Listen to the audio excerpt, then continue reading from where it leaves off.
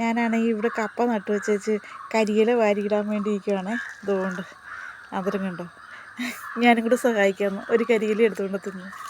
പെണ്ണ് കരിയില എടുത്തുകൊണ്ട് കടിച്ച് കീറി തരാമെന്ന്.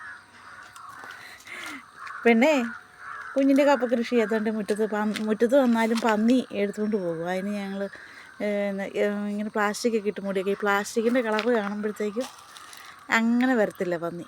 പിന്നെ രസമുണ്ടല്ലോ ഇവിടെ സത്യം. ഇലയൊക്കെ എടുത്തൊന്ന് മൂടിയിട്. ഇപ്പം 2-3 മഴ പെയ്തെങ്കിലും പിന്നെയും ചൂട് തുടങ്ങിയത് കാരണം കൊണ്ട് ഇത് ഇല ഇട്ട് മൂടിയില്ലെങ്കിൽ ചിലപ്പം കരിഞ്ഞു പോകും. അപ്പോൾ കുഞ്ഞെടുത്തുകൊണ്ട് തന്നത് കൊണ്ട് ഈ ഇലയാണ് കുഞ്ഞെടുത്തുകൊണ്ട് തന്നത്. അയ്യോ, ഇതായിരുന്നു കുഞ്ഞിൻ്റെ ഇല. അതേ കടിച്ച് കീറി വെച്ചിട്ടുണ്ട്. എന്നിട്ട് വേറെ ജോലിയാണ് പെണ്ണിന്. പെണ്ണേ കപ്പ പറിക്കുമ്പം കുഞ്ഞിന് ഒരു പ്ലേറ്റ് കപ്പ തരാമേ, കേട്ടോ.